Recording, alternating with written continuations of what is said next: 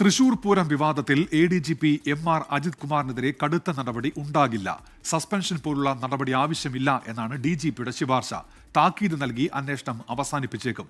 ഷഫീദ് റാവുത്തർ വിവരങ്ങളുമായി ഇപ്പോൾ തിരുവനന്തപുരത്ത് നിന്ന് ചേരുന്നുണ്ട്. ഷഫീദ്, ഇത് സർക്കാരിന്റെ നിർദ്ദേശപ്രകാരം പുതിയ DGP ചേർത്ത ശുപാർശയാണല്ലോ ഷഫീദ്, അല്ലേ?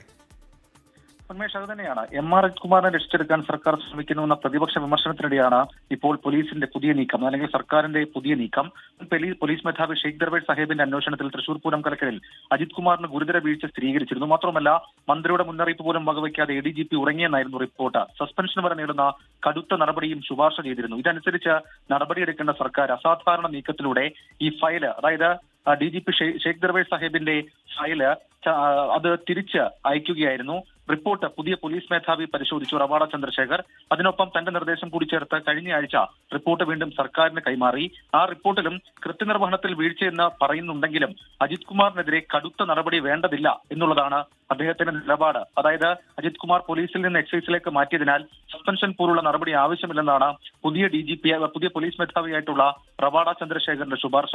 അതിനാൽ താക്കീത് നൽകി അന്വേഷണം അവസാനിപ്പിക്കാനാണ് ആലോചന. ഇതോടുകൂടി തൃശൂർ പൂരം കലക്കലുമായി ബന്ധപ്പെട്ട് അജിത് കുമാറിന് പരിക്കില്ലാതെ രക്ഷപ്പെടാം. എന്നാൽ പുതിയ റിപ്പോർട്ടിൽ CPI നിലപാട് നിർണായകവുമാണ്. ശരി, ഷഫീദ് റാവുത്തറാണ് വാർത്തയുടെ വിശദാംശങ്ങൾ നൽകിയത്.